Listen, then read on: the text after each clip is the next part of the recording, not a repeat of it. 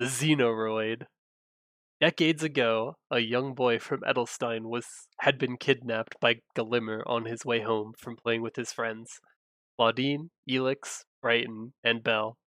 Glimmer soon transformed him into a Xenoroid, an augmented type of android, and gave him the name Xenon. Author's note. Small grievance. Xenon is technically a cyborg, not an android. Androids are robots that look like humans, whereas cyborgs are living organisms with mechanical enhancements. Over the decades, he and another girl named Beryl were put through extreme training and examinations in order to become Glimmer's most powerful weapons. After years of conditioning, Glimmer administered his final test for Xenon, which was to defeat a holographic replica of Von Leon. Author's note. Glimmer later allies himself with the commanders and eventually becomes one himself, but he always planned to betray them and rule the world by himself. Because of this, I believe the part of Xenon's training was specifically to learn and exploit the weaknesses of the other commanders in order to become a powerful weapon against them, especially when you consider that his template would be copied and imprinted onto Lotus and possibly many other Xenoroids later on. Glimmer was pleased to see that Xenon had easily been able to defeat Von Leon, but before he could celebrate his victory in creating the perfect android, an intruder was detected in the facility. Hearing that Orchid had discovered his secret base, Glimmer checked the monitor and saw that Claudine, Belle, and Brighton had infiltrated the facility. Author's note. The Xenoroid project was the heart of Glimmer's dream to create the ultimate being. The plan that he had proposed to Orchid was for Lotus's spirit to be transferred into an augmented clone body, which resulted in the creation of Vita and several other experiments. While those were mainly for show, he did seem to have some genuine interest in Vita, which makes me believe that he may have at least had some vested interest in those cloning experiments. Glimmer believed Lotus's body to be perfect, and it had been created by the powerful magic of the White Mage, and so I wonder whether his experiments in the Vern mine doubled as both a front to appease Orchid and to determine whether he might be able to replicate Lotus's perfect body as a clone. In the Alliance prequest for the Resistance, we learned that Vita was a perfect replica of Lotus, but she was deemed a failure because she had no magic. Quests in the game's early history involving Lotus strongly suggested that he was originally conceived as female, which explains why Vita was described as a perfect replica, and why there were so many apparent mistranslations that used female pronouns to allude to Lotus. It's a bit harder to account for Vita being a perfect replica now that Lotus has been canonized as male. By taking the jump into a different series, Omega from Star Wars: The Bad Batch is an unaltered template for Jango Fett, with the only difference being that a genetic mistranslation during the cloning process resulted in her being female, which might be similar to what happened with Lotus and Vita. Either way, we can disregard Glimmer's cloning experiments as being nothing more than personal curiosity, as his ultimate dream had always been to turn Lotus into a Xenoroid and use him as the central core for Black Heaven. Because of this, he wanted to keep the existence of his Xenoroid project secret from Orchid, which was why he worked on Xenon in a secret facility outside the Vern mine. Though Glimmer was relieved that Orchid hadn't discovered the facility, he was still irritated that the Resistance had found it. However, he decided to use the situation as an opportunity to conduct a field test for Xenon. He dropped down a cage to capture the Resistance and sent Xenon to eliminate them. However, Claudine managed to push Brighton and Belle away before the cage dropped down on her. Xenon then arrived to eliminate the Resistance, but the sight of his old friends began triggering his latent memories, causing his head to throb in pain. Just as Glimmer and Beryl arrived, Brighton and Belle retreated in order to formulate a rescue plan. Glimmer then ordered Xenon to guard Claudine while he and Beryl chased down the others. Perplexed by the strange memories in his head, Xenon decided to visit Claudine in prison. There he encountered his friend, Rudy, a rabbit-fox hybrid Xenoroid, who asked him whether he had remembered anything from his past.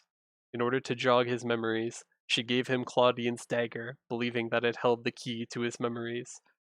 While she kept a watch for Glimmer's return, Xenon asked Claudine about the dagger, explaining that it almost felt familiar to him. As Claudine wondered whether Xenon could be her old friend, Rudy returned and warned them that Glimmer was coming back. She told Xenon that the only way for him to regain his memories was to escape with Claudine before Glimmer erased the last vestiges of his memories. She explained that long ago she had made a promise to keep him safe during a time before Glimmer had taken away his memories. In order to protect him, Rudy had hidden her true nature from Glimmer by acting like one of his loyal underlings. Choosing to betray Glimmer, Xenon broke Claudine out of her cell and began to escape. Just then, Beryl appeared and turned on Xenon after witnessing his betrayal. Though Xenon managed to defeat her, Glimmer arrived and activated his control circuit in order to freeze him in place. However, Xenon's strong will to recover his memories helped him override the circuit, allowing him to resist his programming and slowly walk away. Just as Glimmer ordered Beryl to destroy Xenon, the Resistance rescue party arrived and helped them escape. Back at the Resistance base, the leaders were in disagreement about what to do with Xenon and Rudy, as Checky and Brighton believed them to be Blackwing agents sent to infiltrate the Resistance. Rudy offered to remove Xenon's central control circuit as a show of good faith, although she warned them that it would weaken him to the point of near death.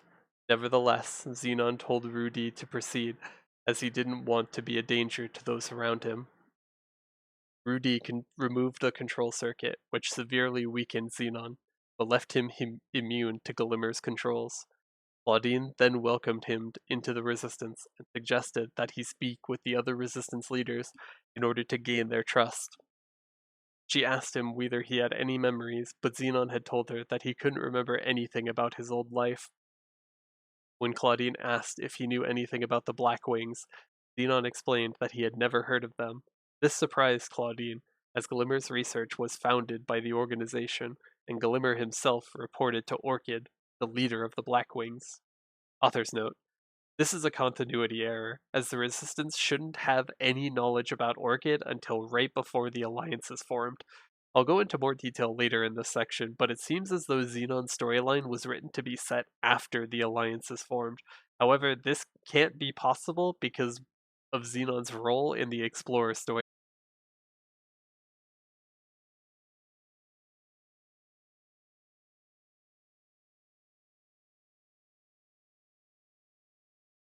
Single founder until the main character of the Resistance storyline finds proof that Orchid is both the founder and the Blackwing's commander. Xenon apologized and told her that he had only ever seen Glimmer and the other Xenoroids as far as he could remember. Claudine told him to not be sorry, as she realized that she had likely placed too much importance on the secret facility that they had found him in, though she was certain that Orchid or the other Blackwings must have paid him a visit.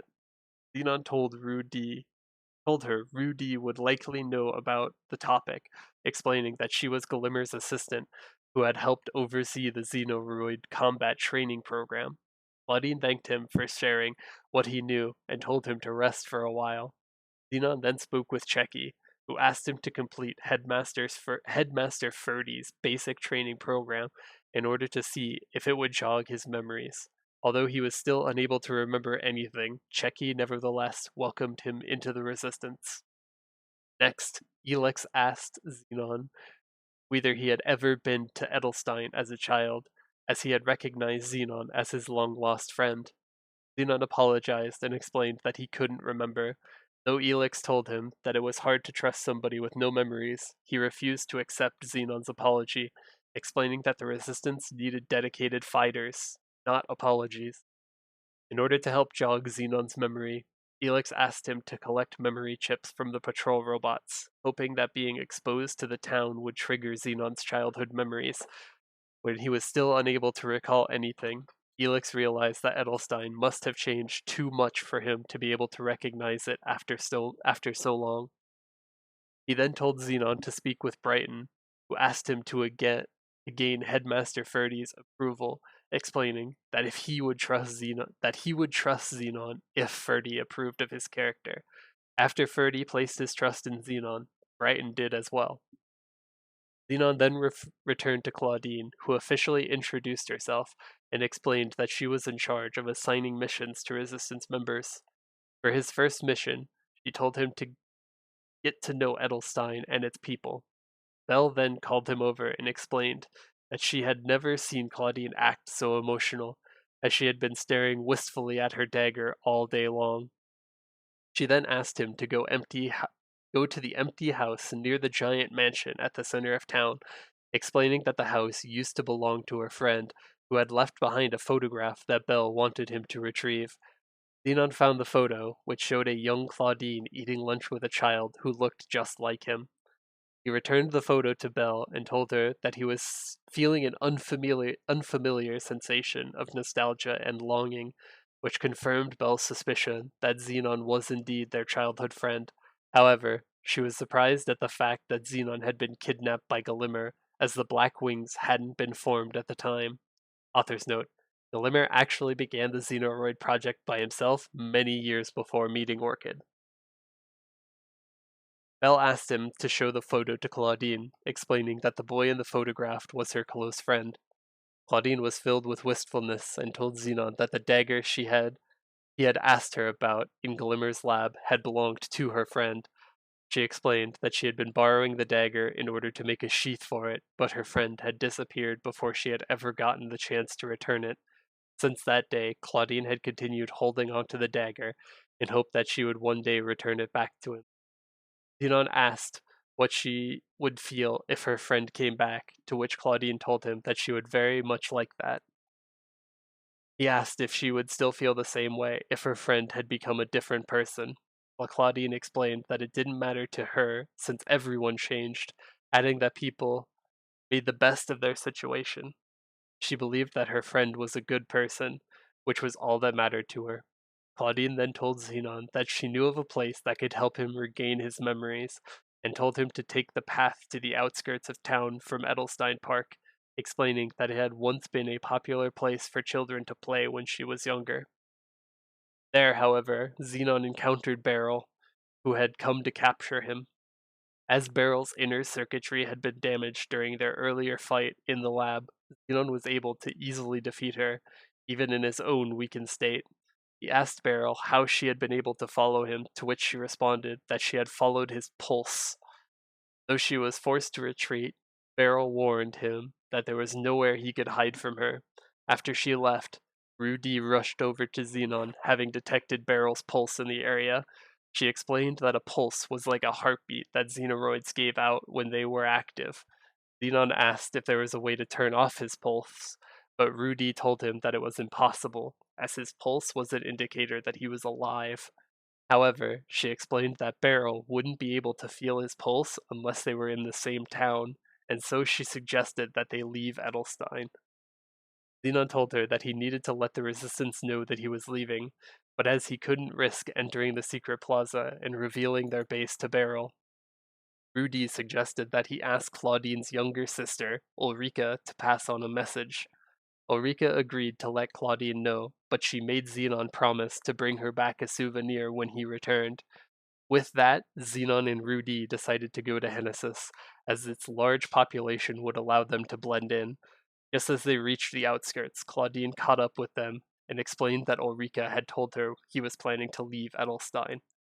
She asked if things were moving too fast for him, but Xenon only told her that it was a personal problem that necessitated him to leave. Claudine offered to help, but Xenon told her that she and the Resistance would be in danger if they stayed too close to him. Realizing that his mind was made up, Claudine decided to give Xenon her dagger as a reminder of his time with them in Edelstein, explaining that she was returning it to its original owner. Though he was touched by the gesture, Xenon told her to keep it, as she needed it more, promising that he would take it back once she no longer needed it after Edelstein was safe again. Xenon and Rudy then traveled to Hennesis, and with neither of them knowing how to blend in, they decided to find an elder of the town who could share their wisdom. They met with Chief Stan, who told them to find a job in order to fit in, and sent them to see his wife. Miss Mingming. Miss Mingming asks Xenon to find her missing packages of ingredients, which had accidentally been delivered to the Golem Temple. What an accident. After Xenon recovered the packages, Miss Mingming used the ingredients to prepare boxed lunches and asked him to deliver them to Camellia and Bruce. After delivering the lunches, Xenon helped Bruce find his missing water bottle, which had been taken by one of the golems. He also helped Bruce create a freezer pack and a thermal container for Miss Mingming by collecting frozen stones and burning stones. As Xenon headed back to town, Rudy alerted him that she could feel Barrel's pulse nearby. Xenon quickly went to deliver Bruce's gifts to Miss Mingming, who could see that he seemed to be sad. Xenon explained that he needed to leave town, which was causing him to feel a strange sensation. Miss Mingming told him that she hoped to see him again and gave him a boxed lunch as a parting gift. Xenon then asked Rudy where they ought to go in order to avoid Beryl. Rudy suggested that they try heading to a different dimension by using the interdimensional portal, which had recently appeared in Maple World, with the seal of the Black Mage being weakened. They traveled through the portal and entered Pantheon, where Cartalion immediately halted them. After realizing that they were from Maple World, he apologized and explained that Xenon's markings were similar to those of their enemies. Author's note: he's most likely referring to Xenon's facial markings being similar to Spectre markings. He was impressed by Maple World's technology after learning that Xenon was an android and told him to speak with Fennel, who could help him learn more about Grandis. He also asked Xenon to give her a letter that he had received from Angelic Buster, which contained information that Fennel would find noteworthy. After he delivered the letter, Fennel explained that Pantheon was usually peaceful, but that it had lately become much more chaotic. Just then, Kylen welcomed Xenon and asked if he had any objects from the Maple World, as he was fascinated by all things from the other dimension. Xenon showed him Rudy, who reminded Kylan of a similar-looking creature on Grandis. He asked Xenon to capture Kalung and La Lung monsters, after which he made several notes comparing Rudy with them. Xenon then returned to Fennel and asked her to tell him about the chaos in Pantheon. Fennel told him about their struggle against Jaren Darmor, as well as the recent loss of one of their relics. Author's note: Fennel actually says that 2 of their relics are now gone, but this is a continuity error, as the relic for the West Sanctum was recovered by Kaiser and Angelic Buster. She then asked Xenon if he could patrol the eastern and western borders, which had been weakened due to the loss of the relics. At the outskirts, Xenon fought and defeated several specters and returned to Fennel, who thanked him for his help. Just then, Xenon felt Beryl's pulse, and fearing that their conflict would destroy the town, drew her to the outskirts of Pantheon. After forcing Beryl to retreat, Xenon told Rudy that he felt as though Beryl showed unusual hostility towards him, going beyond just impassively following Glimmer's orders. However, Rudy told him that it was unlikely, as Xenoroids were programmed not to feel emotions. With Grandis no longer being safe, Xenon returned to Pantheon in order to plan his next move. Just then, a shadow dealer named Tonero approached him and explained that he had been ordered to give him a traditional winner's earrings box. Upon opening it, Xenon found that it contained a message from Claudine, who had asked him to help a secret research organization created by the Resistance. Author's note: there seems to be a timeline error with Xenon's story. His story seems to have been written with the assumption that the Alliance has been formed, but this creates a contradiction with the Explorer storyline, in which you encounter Xenon, who's already joined Veritas, the organization that Claudine mentioned. Because the meeting with Xenon happens before the Alliance formation quests, there's no way that Xenon's storyline up to this point could take place after the formation of the Alliance. Because of this, several things about this storyline fall apart. Claudine mentions that Veritas recently received funding from the Alliance, which logically can't happen. Additionally, it's almost impossible for the Resistance to have come into contact with the Shadow Dealers. It works if you assume that the Alliance has been formed at this point, as you could say that the Nova had introduced them to the Shadow Dealers. However, since this storyline has to predate the formation of the Alliance, We're left with Cartalion mentioning that he's never seen someone from Maple World before, and given that he's such a high-ranking knight, there's almost no way that the Resistance could have traveled through the interdimensional portal and met the Shadow Dealers without him knowing. The only other explanation is that the Shadow Dealers themselves have visited Maple World, and there's no way to explain why the Nova would have allowed a black market organization to use the interdimensional portal. It's true that there are multiple interdimensional portals throughout Grandis, but the fact that Cadena was told that she would have to use the one in Pantheon means that there aren't any other ones that have access that are accessible to the Shadow Dealers. Xenon then traveled to the research facility in Aquarium, where he met Professor Moon, nicknamed Professor Dreamboat, who welcomed him to the Resistance Research Command of Veritas. He explained that they were a research group dedicated to tracking and addressing phenomena related to the Black Mage. Since they were understaffed, Professor Dreamboat was pleased to have Xenon as a field agent.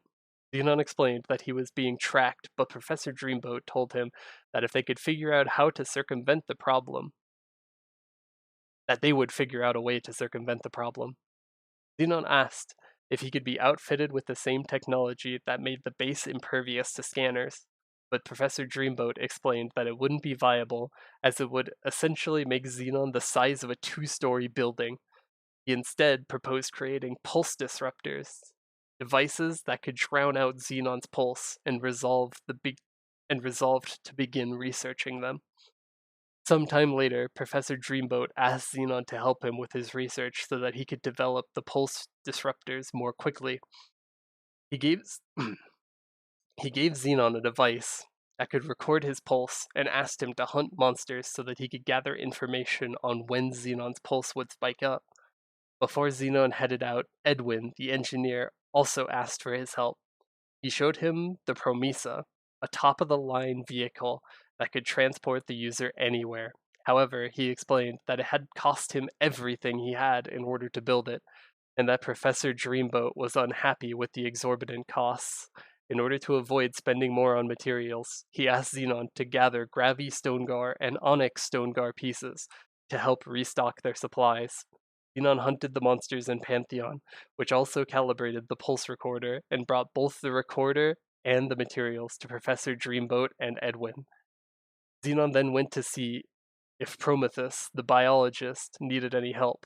Prometheus recognized Xenon as Glimmer's creation, prompting Xenon to ask if he knew Glimmer. Prometheus explained that he and Glimmer had once studied together at a biotechnology lab. He explained that Glimmer had endless talent not only in biotechnology, but also in mechanical engineering, chemistry, and many other fields. Because of his dangerous research, he had been forced to leave the lab, nearly being kicked out altogether.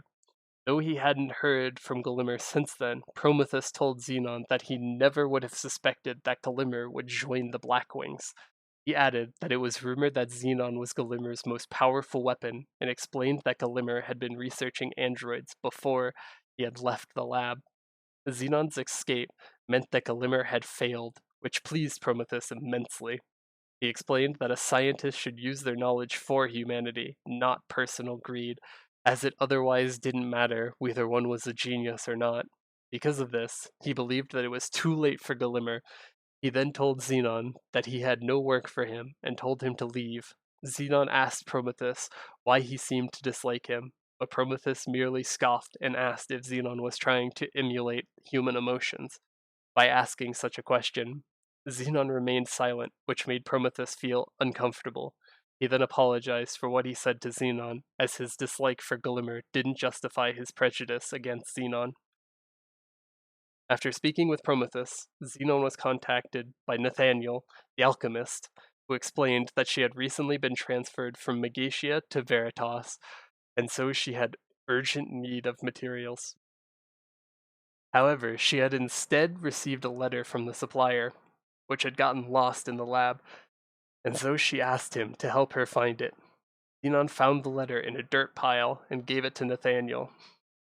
She told him that her supplier had written that he had run out of some of the materials that she had ordered. Though she told her supplier to send whatever he had, the supplier had instead of sending everything. had insisted on sending everything all at once when it was available, leaving her without any materials. Because of this, she asked Xenon to bring her tablecloths and medicine with weird vibes from Kerning City. Soon after, Professor Dreamboat contacted Xenon and explained that the pulse disruptor was ready. By burying them around Maple World, he believed that Xenon's pulse would remain hidden from detection unless Beryl was within extremely close ranges. Most of the disruptors had already been installed by the Resistance, and so the only place where they needed to bury the rest were in Arev, Ludibrium, Pantheon, Hennesis, and Edelstein. Xenon buried the pulse disruptors in the first 4 regions and then traveled to Edelstein. He asked Professor Dreamboat why he had been asked to bury the disruptor in Edelstein if the Resistance could have taken care of it like they had handled the others. Professor Dreamboat explained that he had wanted to give Xenon the chance to visit Edelstein since he had left in a hurry last time. He also explained that by burying the final disruptor, Xenon would be free to return to Edelstein as he pleased. After installing the disruptor, he reunited with Claudine, who was overjoyed to see him again. She then told him that Ulrika was asking for him, though she didn't know why. Ulrika reminded him that he still owed her a souvenir and delivered his message for delivering his message to Claudine, and told him that as compensation she wanted junior Neki skins. Xenon went to Kerning City and collected the skins for Ulrika, who planned to use them to force Checky to take off his costume. Author's note, poor Checky. We should just accept that his costume is filled with hopes and dreams and just like he keeps telling us. Just then, Professor Dreamboat contacted Xenon and explained that they had received intel that there were active Blackwing agents and asked him to investigate. He sent Xenon to the Golem Temple in Hennesis, where he encountered Dargoth and Francis speaking. Francis was wondering what Glimmer was thinking by keeping their mission a secret from Orchid. Dargoth pointed out that they will likely never know what Glimmer had in mind, and thought it was best that they just do what they had been told. Hearing Glimmer's name, Xenon revealed himself and asked them to explain what they were talking about. Dargoth and Francis began to fight Xenon, who easily defeated them both, causing Dargoth to retreat and leaving Francis all alone. After questioning Francis, Xenon learned that Glimmer had ordered them to capture somebody, and Francis quickly realized without describing their target that they were meant to be looking for Xenon. He also told Xenon that Glimmer's orders were meant to be kept secret, even from Orchid, after he proudly declared that his loyalty only belonged to Orchid. Xenon pointed out that it meant that Francis had no reason to obey Glimmer's orders to capture him. He told Francis to report back to Glimmer that he had nearly caught him, adding that there would be no point in lying and they would never meet again after. Dargoth had likely reported what had happened. Having learned all he could, Xenon returned to Veritas and reported that what had happened to Professor Dreamboat, who told Xenon that he would discuss it with the other scientists. Sometime later, Prometheus contacted Xenon and told him that until recently, Beryl had been the only one chasing after him. However, the Resistance had recently learned that some of the other Blackwings had also been given orders to capture him. Though Xenon's existence was meant to be a secret from the Blackwings, Glimmer had gotten desperate and had involved some of the other Blackwings to recapture him. In response to this, the researchers at Veritas had begun to make new weapons for Xenon, though Prometheus added that he was against the decision, fearing that it would lead not just himself, but all the scientists of Veritas into following Glimmer's path. Because of this, he wanted to test Xenon in order to have him prove that he was worthy of the new weapon by bringing him back a Blackwing hat. Author's note, I have no idea what exactly this is supposed to prove.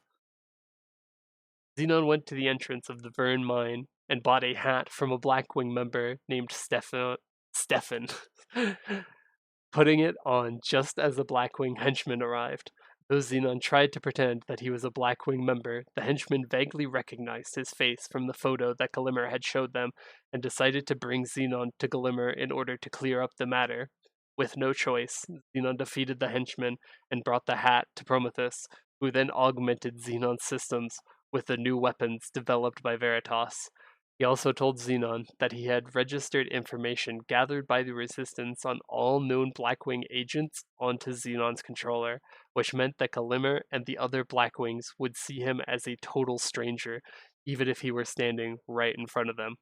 Author's note: I don't see how having Blackwing data would allow him to present himself as a stranger unless it just creates a holographic disguise whenever his controller detects that one of the Blackwings uploaded in the registry is nearby. Rudy then told Xenon that he ought to visit his friends in Edelstein and suggested that he bring them gifts, as he hadn't seen them in a long while. When neither of them could come up with any gift ideas, Rudy told him to ask people similar to the gift's recipients for ideas. Xenon asked why they couldn't just ask the recipients themselves, but Rudy told him that humans liked to make their gifts surprises. Author's note: honestly, just give everyone an Amazon gift card like I do. Oh god. First, Xenon asked Professor Dreamboat for gift ideas for Elix, who recommended giving a book and offered one from his collection.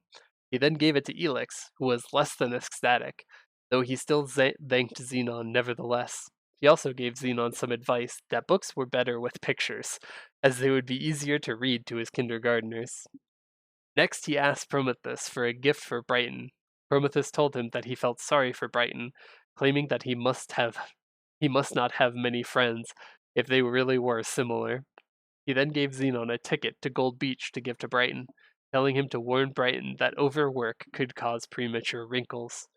Xenon gave the ticket to Brighton, who thanked him, but explained that he wasn't the type to go to resorts. However, Xenon scared him enough with Prometheus's advice on premature wrinkles to the point that he accepted it. Next, he asked Nathaniel for ideas on a gift for Belle. After explaining that Belle was straightforward and fierce, Nathaniel suggested giving an unexpected gift like flowers and recommended getting dahlias from Edelstein. Xenon gave the flowers to Belle, who was happy to receive them until caterpillars began crawling out of them. Xenon noted that it seemed odd that someone who rode a fierce jaguar into battle would be afraid of tiny bugs. Next, he asked Edwin what to get for Checky. Since Checky wore a bear costume, Edwin suggested bringing him a teddy bear. He told Xenon to use dirty bandages, ribs, and a horse skull from the excavation site in order to construct it. Author's note: this is very different from your usual Build-A-Bear workshop experience. Even though he was hesitant about the materials, the bear came out quite nicely. He brought it to Checky, who told him that it would make a much better present for Elix. Checky then swapped the book that Xenon had gotten for Elix in exchange for the teddy bear, making them both much happier with their gifts. Finally, Xenon thought of what to get for Claudine.